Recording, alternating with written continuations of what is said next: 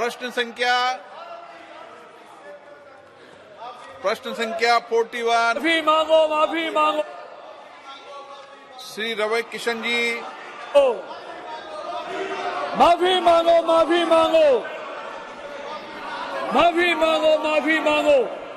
श्री रवि किशन जी। माफी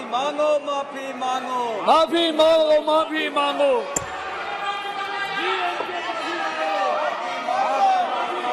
श्री रवि किशन जी। धन्यवाद माननीय अध्यक्ष महोदय, आपने मुझे पूरक प्रश्न पूछने का अवसर दिया, इसके लिए मैं आपके प्रति अत्यंत आभारी हूं। माननीय मंत्री जी ने विस्तृत में उत्तर दिया, मैं उन्हें धन्यवाद देता हूं। मैं आपके माध्यम से माननीय मंत्री जी से जानना चाहता हूं कि कोल इंडिया के ऑपरेशनल एफिशिएंसी को बढ़ाने के लिए सरकार क्या कदम उठा रही है। मैं माननीय मंत्री जी से यह भी जानना चाहता हूं अध्यक्ष महोदय कि कोल इंडिया के बेहतर डिजिटाइजेशन के लिए सरकार द्वारा क्या कदम उठाए जा रहे हैं। धन्यवाद अध्यक्ष महोदय, मैं पहली बार नए सदन में बोल रहा हूं, उसके लिए धन्यवाद।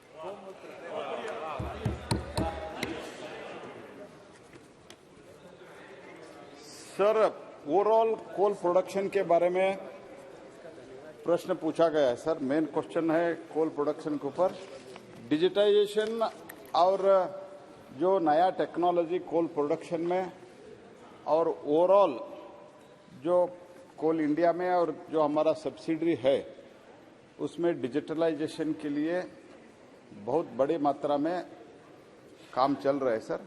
लेकिन द लेटेस्ट अवेलेबल टेक्नोलॉजी जो प्रोडक्शन के लिए ज़रूरत है उसने हमने इस्तेमाल किया है। और जो पॉलिसी चेंजेस है, इससे पहले के 2014 माननीय मोदी जी प्रधानमंत्री बनने से पहले जो कोयला आवंटन में और कोयला आवंटन में जो कोल इंडिया उत्पादन करते हैं वो कोयला आवंटन में और कोयला ब्लॉक आवंटन में दोनों गफला होता था।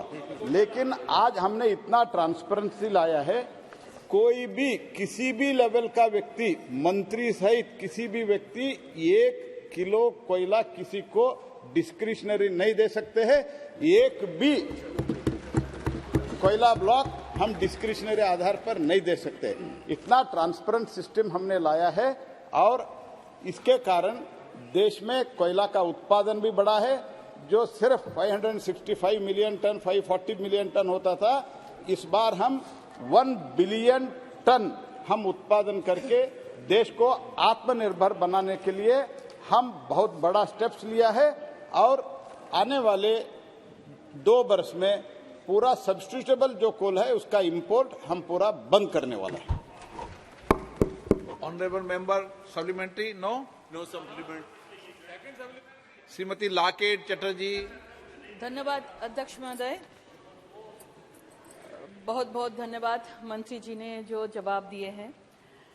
My question is, will the Minister of Coal be pleased to state whether any cases of over-reporting of production of coal and differences in the physical stock and the book stock in West Bengal during the last 2 years and the current year have come to the notice of the government? If so, the details thereof, whether the matter has been investigated. And the second question, the number of new coal mines that have been opened by the government since the last 3 years in various areas of the country. State-wise, please state the data. Thank you. Sir, overall जो कुछ भी coal production में हो और जो mining में जो कुछ भी इरेगुलरिटी होता है उसका तो कार्रवाई स्टेट गवर्नमेंट से ही होना चाहिए।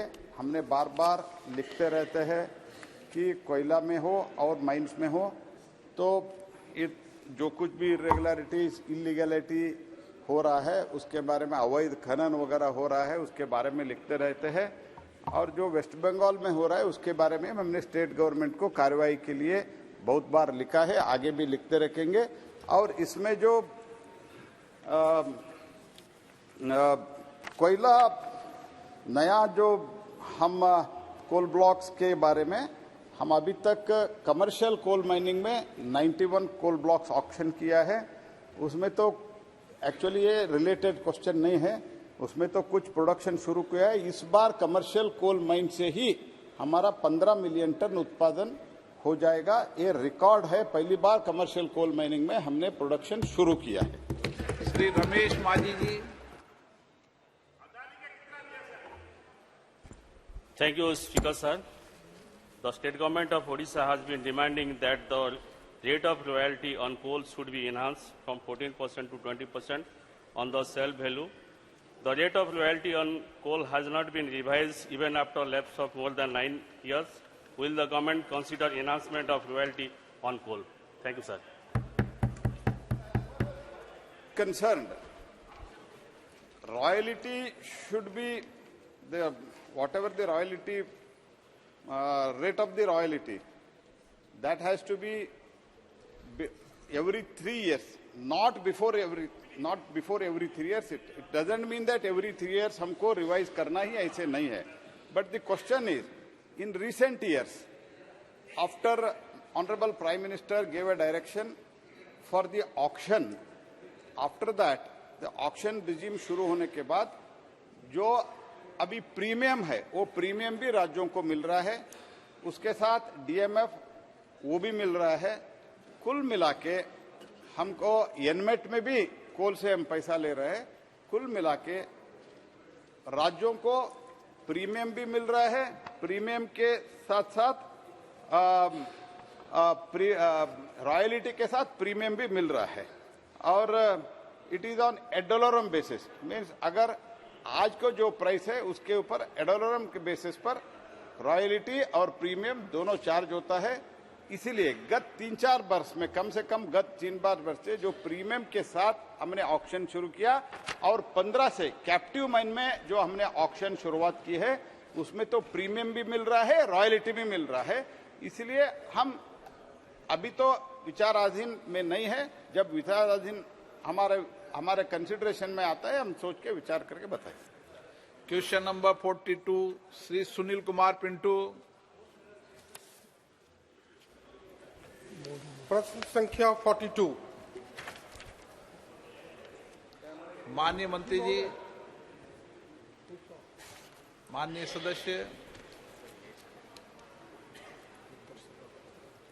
माननीय सदस्य, सभापटल पर रख रहा हूं। माननीय सदस्य श्री महाबल। अध्यक्ष महोदय, बहुत बहुत आपको मैं धन्यवाद आभार प्रकट करता हूं कि आज के इस महत्वपूर्ण प्रश्न उपभोक्ताओं को उनके अधिकारों के बारे में मेरा ये प्रश्न है। माननीय मंत्री जी ने 3 पन्नों में इनका विस्तार से जवाब दिया है।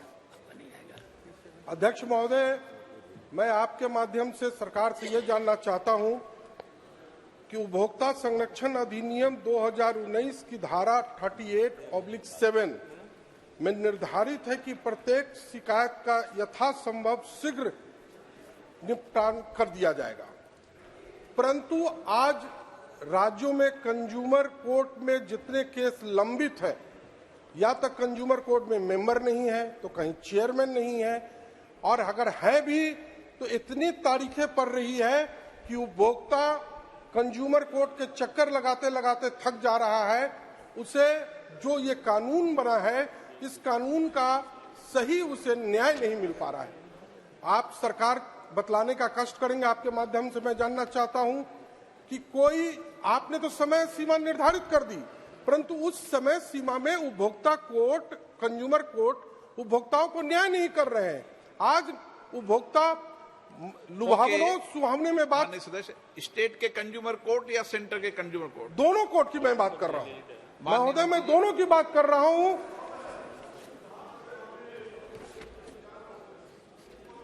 कराता हूं कि हमारे यहाँ जो भी लंबित केसेस हैं वो पूरी तरह से राज्य सरकार की जिम्मेवारी बनती है, और राज्य सरकार को उपभोक्ता आयोग में जो भी पद बहुत जगहों पर अध्यक्ष का, मेंबर का या कार्यालय सहायक तक का पद रिक्त है, कई बार उनको रिमाइंडर भी किया गया है, कई बार हमारे राष्ट्रीय आयोग के द्वारा उनको निरीक्षण भी किया गया है, लेकिन कई बार करने के बावजूद भी वहां पर कुछ जगहों पर होता है, कुछ जगहों पर नहीं भी होता है। हम लोग उस पर तत्पर है महोदय कि राज्यों से इसका इम्प्लीमेंटेशन शीघ्र कराया जाए। जहां तक केंद्र सरकार का मामला है महोदय, केंद्रीय आयोग का, तो वहां पूरी की पूरी हर पद हमारे भरे गए हैं। 2 पद उस पर भी विज्ञापन निकल करके और बहुत दिनों से उसको भरने की प्रक्रिया जारी है। जहां तक इन्होंने जो कहा है उपभोक्ता के मामले में, तो 100% महोदय हम उपभोक्ता मामले में 100% पहले के अपेक्षा आज हम ये कह सकते हैं कि जागो ग्राहक जागो जो है वो पूरे देश में काफी कामयाब हुआ है और हमारा विभाग पूरी तरह से सतर्क है। श्री महाबली सिंह महोदय, सब्यूनिटी। अध्यक्ष महोदय, माननीय मंत्री जी ने विस्तार से जवाब दिया, परंतु उपभोक्ता जागो उपभोक्ता तो जागे हुए हैं और उपभोक्ता जागकर न्याय की ओर देख रहे हैं। आप राज्य सरकार आप पर फेंक रही, परंतु उपभोक्ता कहाँ जाए? उपभोक्ता तो ठगा गया। उपभोक्ता को तो न्याय चाहिए। अगर उपभोक्ता संरक्षण कानून बना है और उपभोक्ता को न्याय मिलने में विलंब हो रही है तो कानून पर प्रश्न चिन्ह उठ जाते हैं। उपभोक्ता आपके प्रति आपने जागृत कर दिया, परंतु न्याय में विलंब हो रहा है। वो एक निर्धारित हो कि हर हालत में एक उपभोक्ता को 2 महीने से 3 महीने में न्याय मिले, ये सुनिश्चित सरकार का दायित्व है।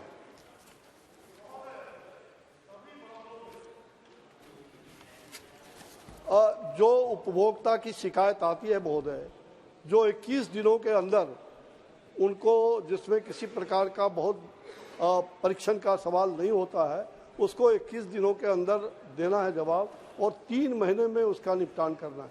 जिसमें परीक्षण का सवाल होता है उसको 5 महीने में निपटान करना है। मैं इनको अगर जो ये चाहेंगे, अगर कोई शिकायत के बारे में, तो राज्यवार हम इनको अलग से ब्यौरा प्रस्तुत कर देंगे। श्री महाबली सिंह जी।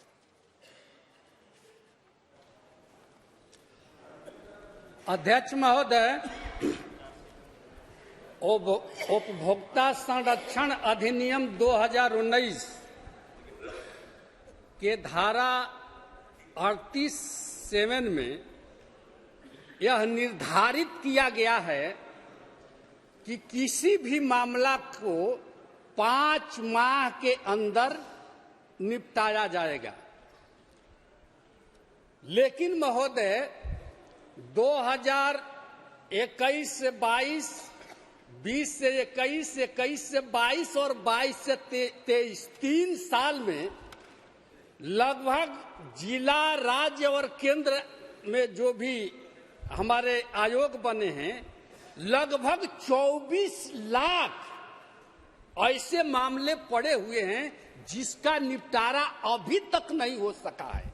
आखिर हम आपके माध्यम से माननीय मंत्री महोदय से जानना चाहते हैं कि 24 लाख मामला अभी तक पड़ा हुआ है, किन कारणों से उसका निपटारा नहीं हो पाया? माननीय मंत्री, कितने मामलों का निपटारा हो पाया है और कब तक किन मामलों का निपटारा? मैं इनको प्रस्तुत कर रहा हूं, इनको समझ में आ जाएगा। महोदय, जहां तक इन्होंने उपभोक्ता माननीय मंत्री जी, आप भी बिहार के, वो भी बिहार हैं, बिहार सरकार को निर्देश दे दो ना कि कंप्लीट। मैं वही कह रहा हूं महोदय, बिहार सरकार को कई बार निर्देश दिया गया है महोदय, आपके माध्यम से भी आज जा रहा है, अच्छी बात है महोदय।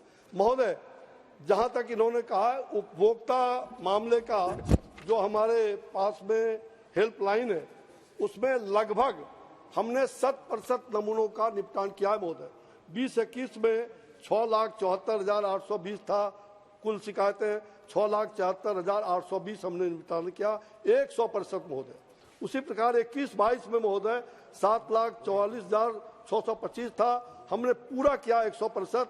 22-23 में भी 100% लगभग किया है महोदय। उपभोक्ता हेल्पलाइन का लगभग 100% मामलों का निपटान हो रहा है महोदय। दूसरी बात महोदय, जो इन्होंने कहा उपभोक्ता आयोग के द्वारा, तो आप देखेंगे महोदय 2021 में महोदय हमारे पास जो दर्ज किए गए महोदय, उसमें 1,98,968 और 468, जिसमें 99,023 हमने निपटारा किया, 66% हमने निपटारा किया है महोदय। ओके। 2022 में हमने 103% किया है महोदय, और 2023 का अभी चल रहा है महोदय 107%। पिछले बंटवा जो इन लोगों के वक्त में था वो सारा निपटारा हम कर रहे हैं महोदय। ये तो बिहार जो यूपीए की सरकार में जो लंबित किया था मामला महोदय, उसको निपटारा कर रहे हैं।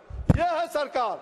यह है नरेंद्र मोदी की सरकार, इसलिए आप चिंता मत करिए। माननीय मंत्री निपटान के जी, माननीय मंत्री जी तो बिहार सरकार पे कह रहे हैं। बिहार सरकार का सर चलो बहुत सारा आप प्लीज, खोखला प्लीज, उदाहरण मनीष है। तिवारी जी,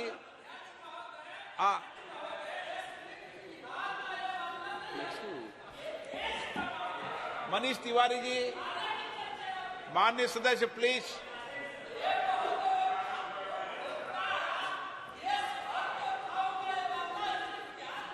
मनीष तिवारी जी,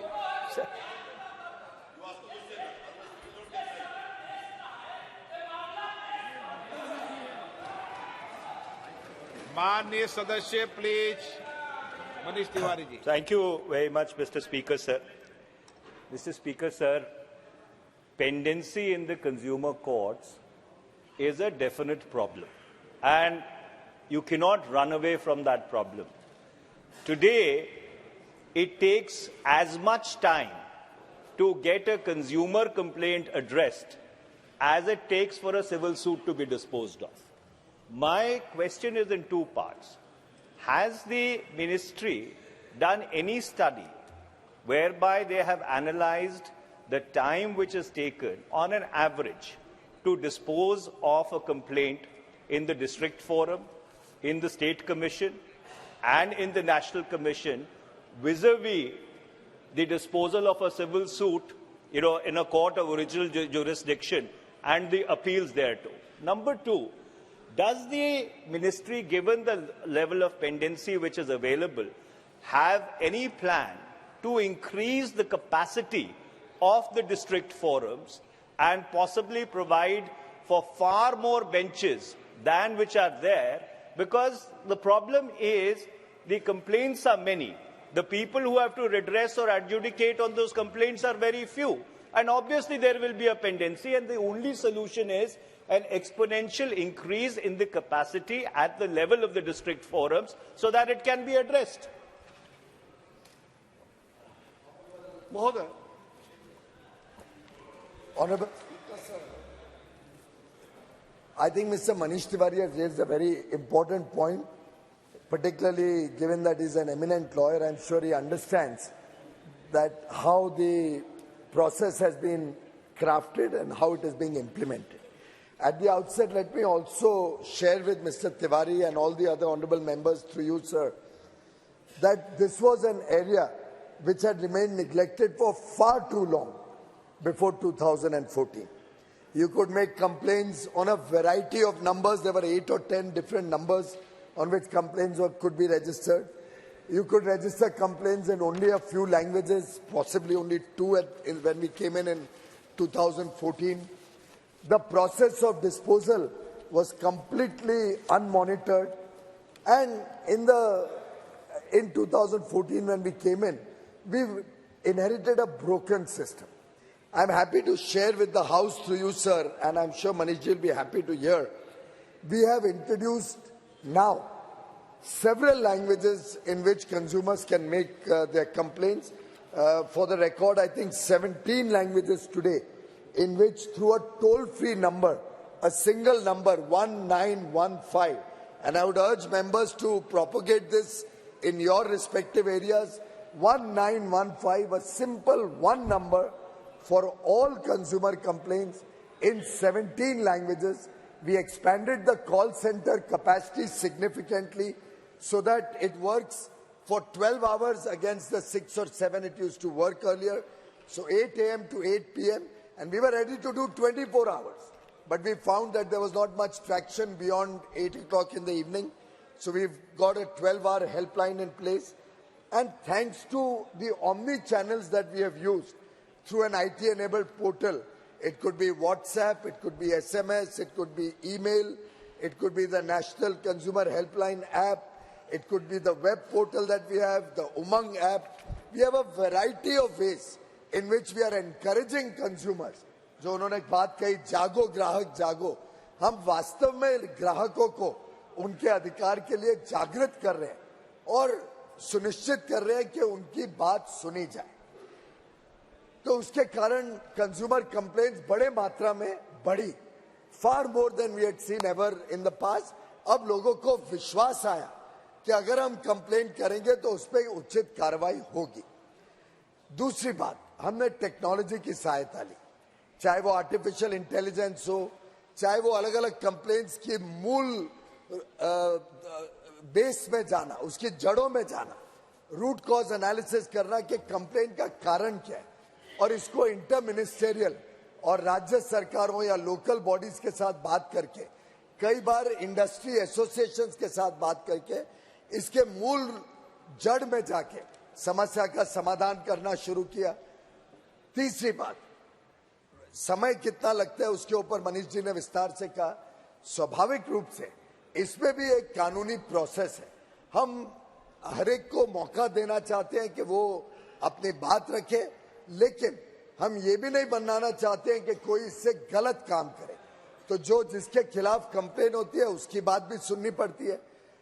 कई बार कंप्लेनेंट नहीं आ पाते हैं तो हमने ऑनलाइन शुरू कर दिया, पूरी प्रक्रिया ऑनलाइन कर दी कि भाई छोटे लोग, गरीब लोग कैसे दूर जाएंगे, कंज्यूमर कोर्ट जाएंगे, डिस्ट्रिक्ट ऑफिस जाएंगे।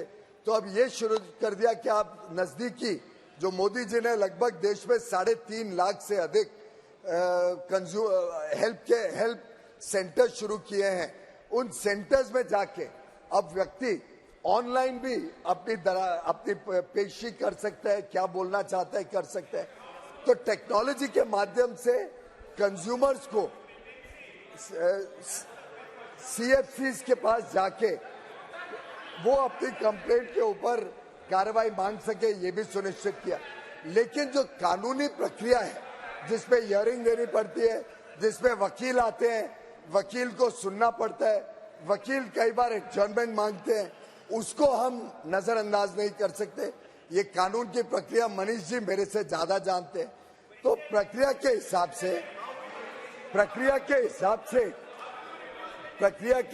से न्याय भी मिलता है, लोगों को विश्वास भी है कि न्याय मिलेगा, इससे लोग आज आ रहे हैं। और रिड्यूस करने की बात है तो मुझे लगता है मनीष जी, आप अगर बाकी अपने जो मित्र बंधु हैं उनसे ये कह के हमें ये सहायता दिलवा दें कि वो एडजर्नमेंट नहीं मांगेंगे, वो अलग अलग प्रकार के एविडेंस और डॉक्यूमेंटेशन में नहीं झेलेंगे, तो अवश्य देश में, पूरे देश में कानून जल्दी अपने निर्णय ले सकेगा। क्वेश्चन नंबर 43, श्रीमती कलाबेन मोहन भाई देलकर।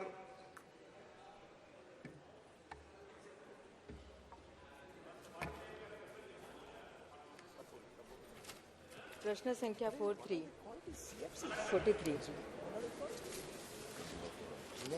माननीय मंत्री जी,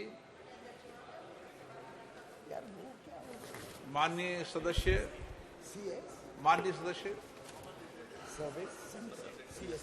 अध्यक्ष महोदय, आपका बहुत बहुत धन्यवाद। जैसे कि आपने बताया कि सभी राज्यों एवं केंद्र शासित प्रदेशों में पीडीएस प्रणाली में कई बदलाव कर लोगों को अधिकतम लाभ पहुंचाने के लिए सरकार कार्य कर रही है। मैं मंत्री महोदय से अनुरोध करना चाहती हूं कि हमारे आदरणीय प्रधानमंत्री जी हमेशा कहते आए हैं कि हमारे देश में कोई गरीब भूखा नहीं सोएगा। मैं दादरा नगर हवेली क्षेत्र का प्रतिनिधित्व करती हूं, जो आदिवासी बाहुल्य प्रदेश और साथ साथ वहां गरीब और कुपोषित संख्या बहुत ज़्यादा है। इस गंभीर समस्या को ध्यान में रखते हुए 2019 में तत्कालीन सांसद श्री मोहन भाई देलकर जी ने हमारे प्रदेश के आदिवासी गरीब एवं कुपोषित जनता को ध्यान में रखते हुए तत्कालीन केंद्रीय खाद्य एवं सार्वजनिक वितरण मंत्री जी श्री रामविलास पासवान जी से सार्वजनिक वितरण प्रणाली में सुधार करने के लिए अनुरोध किया था तथा मौजूद योजना में चावल, गेहूं उपरांत शक्कर, दाल, फोर्टिफाइड नमक, कपासिया तेल आदि अन्य वस्तु डीएनएच की जनता को मिले, जिससे कि गरीब आदिवासी कुपोषित जनता को पौष्टिक आहार सुलभ हो सके। आपका प्रश्न क्या है? जिसका संज्ञान लेते हुए सार्वजनिक वितरण मंत्रालय द्वारा दादरा नगर हवेली प्रशासक को यह पत्र लिखा गया था, सूचित किया गया था, परंतु अभी तक वहां यह खाद्य पदार्थ सब्सिडी दर पर जनता को नहीं मिल पा रहा है। अध्यक्ष जी, मैं आपके माध्यम से जानना चाहती हूं कि मेरे संसदीय क्षेत्र की जनता को यह खाद्य पदार्थ कब तक उपलब्ध होगा। माननीय अध्यक्ष महोदय, यह स्मार्ट पीडीएस योजना से होने वाले संबंधित प्रश्न है। फिर भी सदस्य ने जो महत्वपूर्ण विषय उठाया है, मैं माननीय प्रधानमंत्री जी का अभिनंदन करना चाहूँगी कि एकमात्र ये सबसे विश्व स्तरीय एकमेव ये योजना है जिसके तहत भारत के अंदर तकनीकी के माध्यम से लगभग 80 करोड़ लाभार्थियों को राशन दिया जा रहा है, जिसमें कोई बिचौलिया नहीं है। और मुझे बताते हुए खुशी हो रही है कि इस योजना के आने के बाद से लाभार्थी को हर महीने मिल रहा है, कहीं कोई बिचौलिया बीच में नहीं है। क्योंकि ये क्वेश्चन ये इससे हट करके दूसरा क्वेश्चन इसमें लगा हुआ है। मैं इसमें माननीय प्रधानमंत्री और माननीय मंत्री जी का अभिनंदन करना चाहती हूँ। जिस कोटे में, जिस प्रदेश में, जिस ब्लॉक में नहीं मिल रहा, उसमें हमने एक डैशबोर्ड बनाया है जिसके द्वारा उसको लिंक करके आप घर बैठे देख सकते हैं। मैं माननीय सांसद महोदय से अनुरोध करूंगी कि कोई ऐसा गोडाउन है या कई ऐसा राशन कार्ड धारक हैं, यदि जानकारी देंगी। यद्यपि आपके प्रदेश में दादर नगर हवेली में लगभग 76% ये दिया जा रहा है, तो मुझे लग रहा है कि जो छूटा हुआ है उसको भी हम समायोजन करेंगे। ऑनरेबल मेंबर्स, साथ ही पिछले कुछ समय से मेरे प्रदेश में नए राशन कार्ड बनाने की प्रक्रिया भी बंद है। नए राशन कार्ड बनाने की प्रक्रिया फिर से कब बहाल होगी? और 100% डिजिटलीकरण की बात की गई है। प्रदेश में नेटवर्क का भी बहुत बड़ा इश्यू है। सरकार की तरफ से क्या सुविधा की जा रही है? माननीय अध्यक्ष महोदय, आज के युग में मुझे लग रहा है कि नेट की बात करना सब जो लगभग कुछ पहाड़ी एरिया, कुछ आदिवासी एरिया छोड़ करके सब जगह नेट की व्यवस्था है। एक बात मैं आपके माध्यम से और कहना चाहती हूँ, विदेश के पूरे राज्य आ चुके हैं, 3 राज्यों को छोड़ करके, जिसमें केरल, पश्चिम बंगाल, तमिलनाडु को छोड़ करके सारे राज्य हमारे इस पोर्टल पर आ चुके हैं।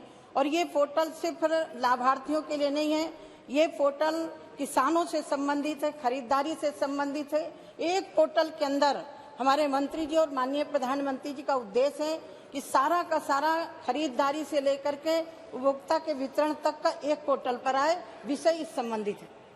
Shri Manickam Tagore.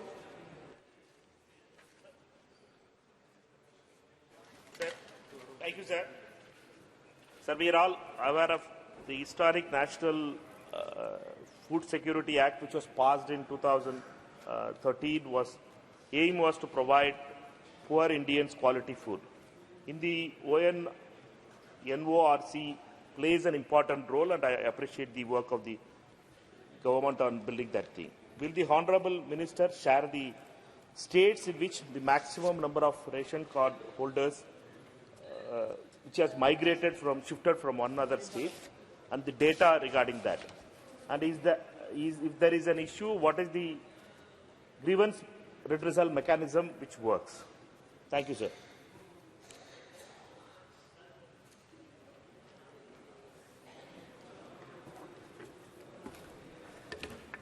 Honourable Speaker, sir, the Honourable Member has raised a very important point. Of course, as is the habit, a lot of schemes were started towards the end of their term, but they never reached the people's benefit, sadly. But fortunately, we have been able to expand the coverage of the Pradhan Mantri Garib Kalyan Ann Yojana, so that today 81.35 crore people across the country are getting free food grains, मुफ्त में बिना 1 रुपए खर्चा किए, और पूरा पैसा केंद्र सरकार देती है। 100% पैसा केंद्र सरकार देती है। पूरे देश भर में गरीबों को, निम्न मध्यम वर्ग परिवारों को, लोगों को मुफ्त में अनाज देने का काम, पुण्य का काम माननीय प्रधानमंत्री नरेंद्र मोदी जी ने किया है। और आज पूरे देश में हमारे पास लिखित रूप से राज्य ने लिख के भेजा कि एक भी व्यक्ति भूखमरी के कारण अपनी जान नहीं गंवाता है। ये भारत की आज ताकत है। एक भी व्यक्ति को भुखमरी के कारण अपनी जान नहीं देनी पड़ती। माननीय सांसद जी ने जो प्रश्न परिप्रेक्ष्य तो देना पड़ता है। आदिर रंजन जी, आप जब बोलते हो हमको तो विषय क्या है और आप बोलते हो वो भी नहीं समझ में आता, तो मेरे को मैं तो परिप्रेक्ष्य दे रहा हूँ कि आपको कुछ चुभ रहा है। नहीं, गरीबों को अनाज मिलता है तो आपको चुभ रहा है क्या? आपको चुभ रहा है कि गरीबों को प्रधानमंत्री जी मुफ्त में अनाज देते हैं? आपको कोई तकलीफ है तो आप खुल के बोलिए। आप खुल के बोलिए कि गरीबों को अनाज नहीं देना चाहिए, ऐसा नहीं देना चाहिए। आप खुल के बोलिए। फिर आपको तकलीफ हो रही है, माननीय मंत्री चेयर को एड्रेस करें। माननीय स्पीकर साहब, माननीय लीडर ऑफ द ऑपोजिशन, मैंने उनको अलाउ ही नहीं कि आप क्यों जवाब दे रहे हो? मैं जवाब नहीं दे रहा हूँ। मेरे को हैरानी हो रही है कि माननीय लीडर ऑफ द ऑपोजिशन को इस बात से तकलीफ हो रही है कि प्रधानमंत्री नरेंद्र मोदी देश में 81 करोड़ गरीबों को मुफ्त में अनाज देते हैं। इससे लीडर ऑफ ऑपोजिशन को तकलीफ हो रही है। ये मानसिकता दिखाता है। कर्नाटक में भी इन्होंने झूठे वादे दिए कि हम मुफ्त में 5 किलो नहीं 10 किलो देंगे, लेकिन 5 किलो देते हैं, बाकी एक दाना नहीं दिया। तो ये तो मानसिकता है, समझ में आता है आपको तकलीफ हो रही है। जहाँ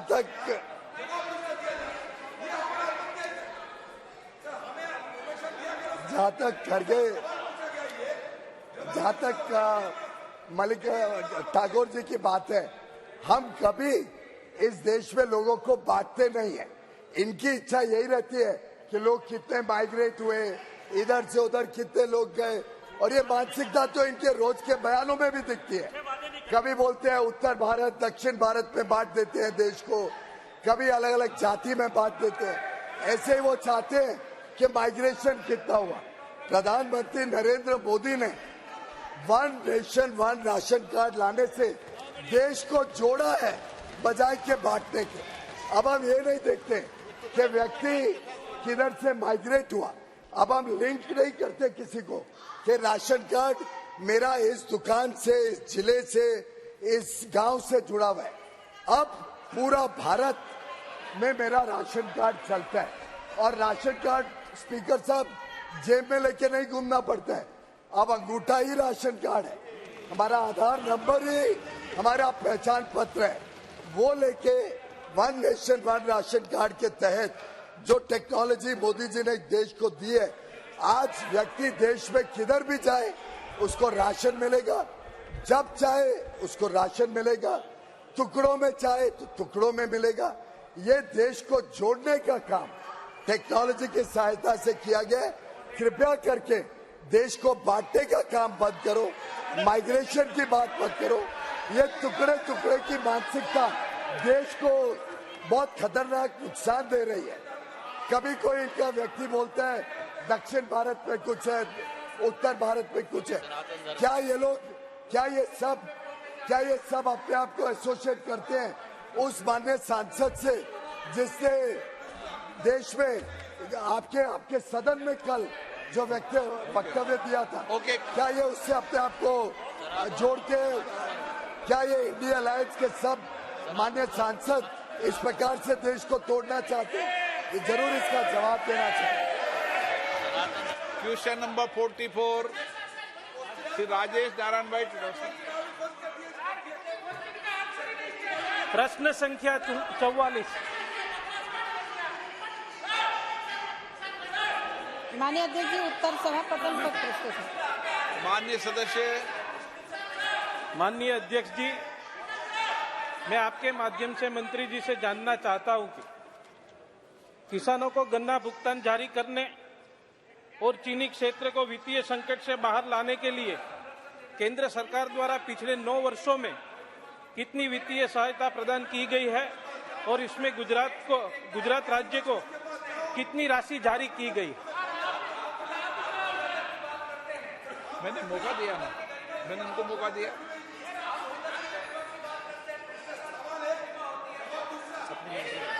सप्लीमेंट्री माननीय मंत्री जी। माननीय अध्यक्ष महोदय, यह विभाग के नियमों के अनुसार चीनी विकास निधि ऋणों के पुनर्जीवित के लिए दिनांक 3 जनवरी 2022 को संशोधित दिशा निर्देश जारी किए गए थे। जो हमारी 5 थी उनको हम पहले दे चुके हैं। अब 2 शेष बची हैं, उनके लिए पुनर्विचार के लिए रखा गया। लेकिन अभी मैं एक आपको जानकारी देते हुए मुझे खुशी हो रही है कि हमारा ये विभाग, जहां माननीय प्रधानमंत्री जी देश को आत्मनिर्भर बनाने के लिए भारतवासियों का आह्वान करते हैं, उसी क्षेत्र में मेरा विभाग यानी उपभोक्ता खाद्य सार्वजनिक वितरण विभाग एथेनॉल के क्षेत्र में, यही शुगर मिल में जो शुगर मिल से बनाने का जो काम किया गया है, मुझे बताते हुए खुशी रही। 2014 में माननीय अध्यक्ष महोदय सिर्फ 1.5% एथेनॉल था। आज इस मंत्रालय के प्रगति हम लोग 10 को पार कर चुके हैं और माननीय प्रधानमंत्री जी का उद्देश्य है कि हम 25 तक एथेनॉल के क्षेत्र में भी आत्मनिर्भर होंगे। इसलिए शुगर मिलों का मैं अभिनंदन करती हूं, उन्होंने इसमें बहुत प्रोग्रेस किया। माननीय सदस्य,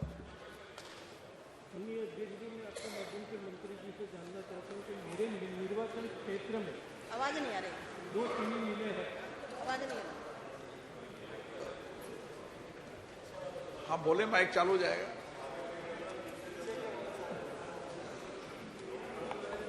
मेरे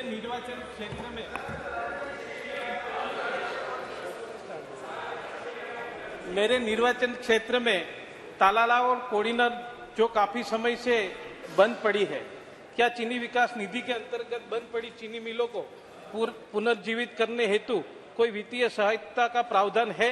यदि हाँ, तो इनका विवरण प्रदान करें।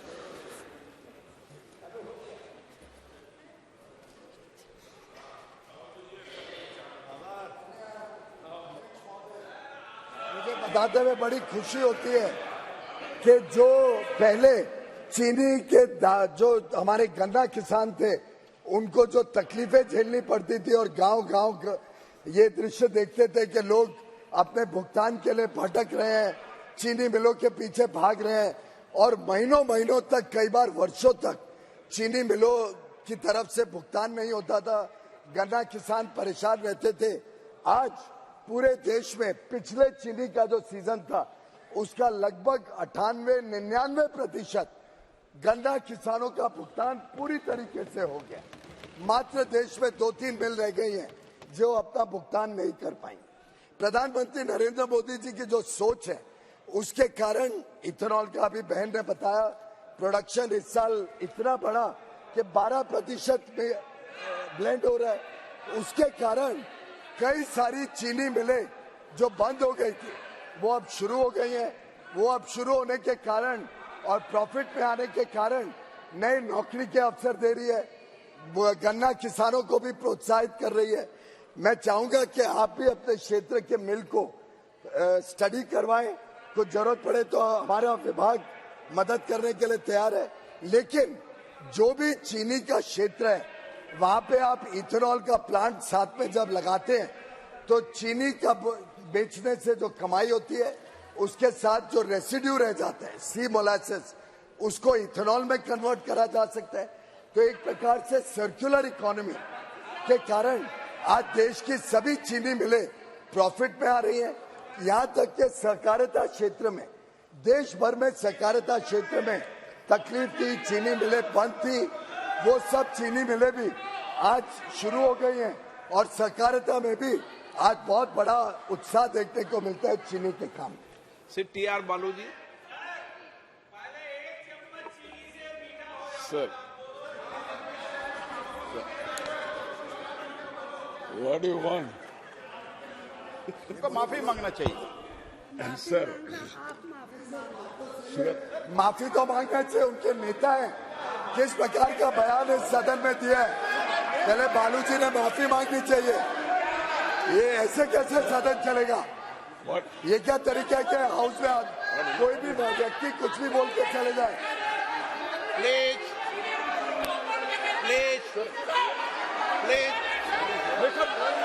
Mr. Balu, you should apologize. What is your problem? What is your problem? Please tell me. No, you should not behave like this. You should apologize. This is the court number. You should not. This is the court number. सदस्य please Trying to divide the country. Please प्रश्नकाल है, please Samajwadi प्रश्नकाल